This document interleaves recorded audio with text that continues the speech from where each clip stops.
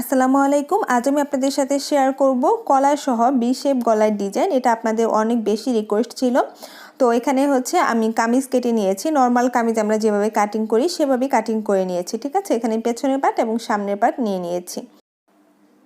তো এখানে হলো টোটাল কাঁধের মাপটা 7.5 ইঞ্চি পরিমাণ। তো আমরা কলারের ক্ষেত্রে যেরকম কাঁধটা নেই সে অনুযায়ী নিতে হবে। আর এখানে গলা চওড়াটা হচ্ছে সাধারণ গলায় যা নেন তার থেকে 2 সুতা পরিমাণ বাড়িয়ে নেবেন। যেমন সাধারণ গলা হচ্ছে 3 ইঞ্চি, আমি এখানে 2 সুতা পরিমাণ বাড়িয়ে নিয়েছি। 3 ইঞ্চি থেকে 2 সুতা পরিমাণ বাড়িয়ে নিয়েছি, ঠিক আছে। ইঞ্চি টেপে 2টা দাগ পরিমাণ বাড়িয়ে নিয়েছি। তো এখানে আমি হচ্ছে লম্বা নিচ্ছি। তো লম্বা আমি এখানে 11 ইঞ্চি পরিমাণ নিব। আপনারা চাইলে 12 ইঞ্চি 10 ইঞ্চি এমন নিতে পারেন, ঠিক আছে। তো আমি 11 ইঞ্চিতে একটা মার্ক করে দিচ্ছি। মার্ক করে দেওয়ার পর এখন হচ্ছে এইখান থেকে আমি হাফ ইঞ্চি পরিমাণ নিচ্ছি। ইঞ্চি টেপের হাফ ইঞ্চি পরিমাণ এভাবে করে মার্ক করে দিচ্ছি। মার্ক করে দেওয়ার পর তারপর হচ্ছে উপরে যেখানে আমি 3 ইঞ্চি থেকে 2 সুতা পরিমাণ বাড়িয়ে নিয়েছিলাম সেখানে হচ্ছে এই দাগটাকে এভাবে মিলিয়ে নিচ্ছি, বি শেপ করে নিয়েছি, ঠিক আছে। এরপর এখান থেকে হচ্ছে আমি একটা মার্ক করে নিচ্ছি। হাফ ইঞ্চি থেকে 2 সুতা পরিমাণ বেশি দিচ্ছি, ঠিক আছে। 1.5 ইঞ্চ পরিমাণ নিচ্ছি, নিয়ে তারপরে এভাবে করে আমি একটা শেপ দিয়ে দিয়েছি। এটা পেছন গলার জন্য, যেহেতু এখানে কলার হবে সেজন্য। তো এখন আমি পেছনের যে পার্টটা আছে সেটা সরিয়ে নিয়েছি। এখন সামনের পার্টটা হলো এখানে যে মার্ক করেছি সেই মার্ক অনুযায়ী এখন কেটে নিচ্ছি। তো এখানে গলা চওড়ার বিষয়টা, যারা গলা চওড়াটা 2.5 ইঞ্চি পরিমাণ দেন তারাও 2.5 ইঞ্চি থেকে 2 সুতা পরিমাণ বেশি রাখবেন। মানে যে যতটা গলা চওড়া দেন তার থেকে 2 সুতা পরিমাণ বেশি রাখবেন।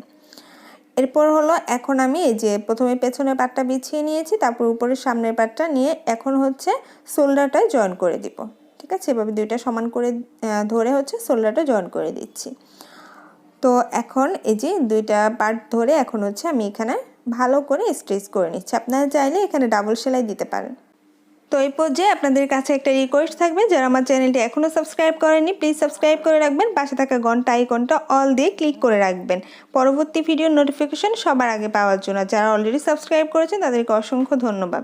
তো যে দেখতে পাচ্ছেন এখানকে এই মাঝখানের অংশটা হচ্ছে এভাবে ধরে আমি সমান করে নিচ্ছি এই জায়গাটা, ঠিক আছে। এভাবে করে দুইটা ভাঁজ করে নিয়েছি। এখন হলো টোটাল মাপটা নিব। এভাবে ঘুরিয়ে ঘুরিয়ে ইঞ্চি টেপের সাহায্যে হচ্ছে আমি টোটাল এখানে মাপটা নিয়ে নিচ্ছি। তো এখানে মাপটা এসেছে হচ্ছে 16 ইঞ্চি পরিমাণ, ঠিক আছে। 16 ইঞ্চি ডাবল করলে হবে 32 ইঞ্চি পরিমাণ, মানে টোটাল হচ্ছে 32 ইঞ্চি রাউন্ডটা এখানে। এখন আমি এই মাপ অনুযায়ী হচ্ছে পেস্টিং নিয়ে নিয়েছি। এটা গজ হিসাবে পাওয়া যাবে, 5 টাকা কি 10 টাকা গজ হবে। তো এটা এখানে চওড়াটা হচ্ছে 1 ইঞ্চি থেকে 2 সুতা পরিমাণ বেশি আছে। আমাদের নিচে যে আমি হাফ ইঞ্চি করে 1 ইঞ্চি নিয়েছিলাম, ঠিক আছে, তার থেকে এখানে বেশি আছে। আপনারা যদি পেস্টিং দিয়ে কাটেন সেক্ষেত্রে কিন্তু একটু বাড়িয়ে নেবেন মানে চওড়াটা। তো এখানে হচ্ছে আমি 35 ইঞ্চি পরিমাণ নিয়েছি, ঠিক আছে। 32 ইঞ্চি থেকে হচ্ছে আরও কিছু বাড়িয়ে নিয়েছি। তাতে করে বেশিই নেবেন আপনারা সব সময়, কম হলে কিন্তু সমস্যা হয়ে যাবে, বাট বেশি হলে পরবর্তীতে কেটে ফেলা যাবে বেশি হয়ে গেলে। এখন এই কাপড়টা আমি নিয়েছি, চড়া হচ্ছে 4.5 ইঞ্চি পরিমাণ, আর লম্বা হলো পেস্টিংটার সমান নিতে হবে। তো আমি সমান করে এক্সট্রা কাপড়টা কেটে নিচ্ছি। কেটে নেওয়ার পর তারপর হলো এখন আমি এই কাপড়টার সাথে প্রথমে হচ্ছে পেস্টিংটা হচ্ছে এখানে জয়েন করে মানে বসিয়ে নিব, ঠিক আছে। এভাবে বসিয়ে নিব কিছু অংশ কাপড় ফাঁকা রেখে। আর এটা যে এরকম পেস্টিং দিয়ে করতে হবে সেটা না, আপনারা চাইলে নর্মাল যে পেস্টিং পাওয়া যায় 15 টাকা 20 টাকা গজ সেগুলো দিয়েও করতে পারেন, অথবা বক্রম দিয়েও কিন্তু করতে পারেন। এরপর আমি এখন কাপড়ের উপরে পেস্টিংটা রেখে এক সাইড থেকে হচ্ছে একদমই কর্নার থেকে সেলাই করে আটকে নিচ্ছি কাপড়ের সাথে।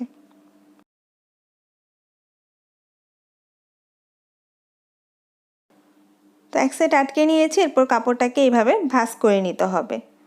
পাচ্ছেন এভাবে ভাঁজ করে নিয়ে মানে একদমই হচ্ছে টান টান করে তারপর হচ্ছে এটা ভাঁজ করে নিতে হবে। নেওয়ার পর আগের যে সেলাইটা আছে সেই সেলাইটা বরাবর এখন আমি সোজা করে সেলাই করে দিচ্ছি।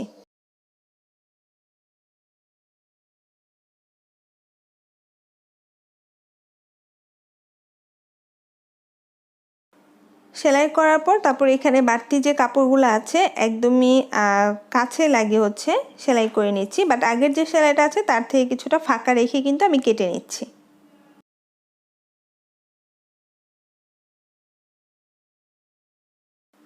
তো তো এটা কাটিং কমপ্লিট হয়ে গিয়েছে, এখন হচ্ছে জয়েন্ট করে নিব। তো জয়েন্ট করার জন্য এই যে দেখতে পাচ্ছেন আমি কিন্তু কামিজের কাপড়টা সোজা করে নিয়েছি। হ্যাঁ, সোজা করে এটা জয়েন্ট করতে হবে। নেওয়ার পর এই এক সাইড থেকে হচ্ছে এভাবে করে আমি প্রথমে হচ্ছে সেলাইটা দিয়ে নিচ্ছি। তো এরকম করে ঘুরিয়ে ঘুরিয়ে এখানে ঠিক যেমন আছে সে অনুযায়ী হচ্ছে ঘুরিয়ে ঘুরিয়ে উপরে যে কলারের কাপড়টা আছে ডিজাইনের জন্য সেই কাপড়টা নিচে কামিজের কাপড়টা সমান করে ধরে ঘুরিয়ে সেলাই করে দিতে হবে।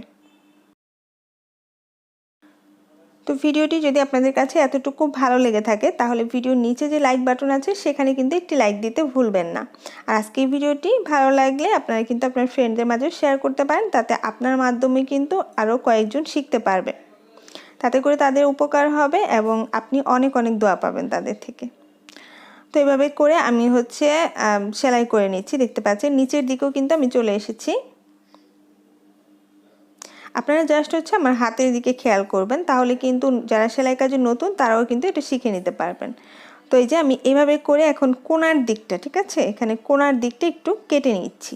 আর নিচের দিকে একটু বড় ছিল আমি সেটা কেটে নিয়েছি, দুইটা সমান করে নিয়েছি। ঠিক আছে, সমান করে নেওয়ার পর এটা হচ্ছে এই যে এইভাবে করে পেছন দিকে ঢুকিয়ে তারপর হচ্ছে আমি উল্টে নিয়েছি এবং পেছনে হচ্ছে এই দুইটা এইভাবে করে ধরে নিতে হবে। ধরে নিয়ে তারপর হচ্ছে বাড়তি যে অংশগুলো আছে, যে অংশটা আছে কাপড়ের, সেটা আমি দুইটা সমান করে ধরে সেলাই করে নিচ্ছি। তো সেলাই করে নিয়েছি, দেখতে পাচ্ছেন। এতটুকু হওয়ার পর এখন উপরে যে কাপড়টা আছে উপরে সেই কাপড়টা সেলাই করে দিচ্ছি এখানে ফিনিশিংটা আসার জন্য। দেখতে পাচ্ছেন এভাবে করে একটু সেলাই করে দিলেই হবে। সেলাই করে দিলে তাতে করে এখানে সেলাইটা অনেক বেশি মজবুত হবে। তো এতটুকু সেলাই করে নিয়েছি। এই পর্যায়ে আপনারা গলা লম্বা আপনারা কতটা পরেন সেই অনুযায়ী এখানে মাপ দিবেন। তো আমি 7 ইঞ্চিতে একটা মার্ক করে নিয়েছি। একইভাবে দুই সাইডে সমান করে মাপ দিয়েছি, মানে গলা লম্বাটা আপনারা সাধারণ যা পরেন সেটাই। এখানে তো একটু বেশি আছে, এরকম রাখলে আবার ফাঁকা থেকে যাবে, তখন কিন্তু দেখতে ভালো লাগবে না। আর এখানে হচ্ছে আমি পেস্টিং নিয়ে নিয়েছি একটা কাপড়ের সাথে জয়েন্ট করে, এবং নিচে আবার আরেকটা কাপড় নিয়েছি। এখন হচ্ছে পেস্টিংয়ের উপরে আমি একটা সেলাই দিয়ে দিচ্ছি। এভাবে একটু কোণা করে একটা কাপড় কাটতে হবে, যাতে করে নিচের দিকে মানে গলার লম্বার পরে যে অংশটা আছে সেই ফাঁকা জায়গাটা আটকানোর জন্য। তো এভাবে করে আমি উল্টে নিয়েছি। এখন পেস্টিংটা কিন্তু ভেতরে দিয়ে দিয়েছি।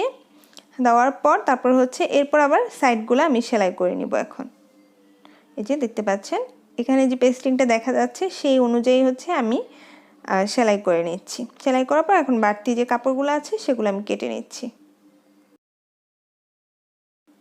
কেটে নেওয়ার পর এই পর্যায়ে হচ্ছে এই কাপড়টা এখন আমি এই যে নিচের দিকে দিয়ে দিয়েছি। দেওয়ার পর যতটুকু আমার এখানে লম্বা আছে সেই লম্বাটার নিচে হচ্ছে আমি লম্বাটা বরাবর আমি কাপড়টা রেখেছি। লম্বাটা বরাবর রেখে তারপর হচ্ছে এখন আমি সাইডটা জয়েন করে দিচ্ছি, মানে নিচের কাপড়টার সাথে আর কি উপরের কাপড়টা আটকে দেওয়ার জন্য এখন আমি সেলাই করে নিচ্ছি।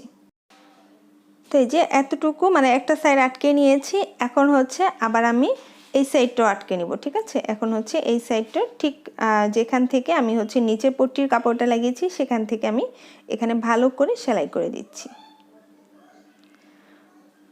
তো এই তো এখানে কিন্তু আজকে ড্রেসটি কমপ্লিট হয়ে গিয়েছে, ড্রেসের কলারের ডিজাইনটি। আশা করছি আজকে এই ভিডিওটি ভালো লেগেছে। ভালো লাগলে অবশ্যই একটি লাইক দিবেন আর চ্যানেলটি সাবস্ক্রাইব করতে ভুলবেন না। আজকে এই পর্যন্ত, অনেক অনেক ভালো থাকবেন। আল্লাহ হাফেজ।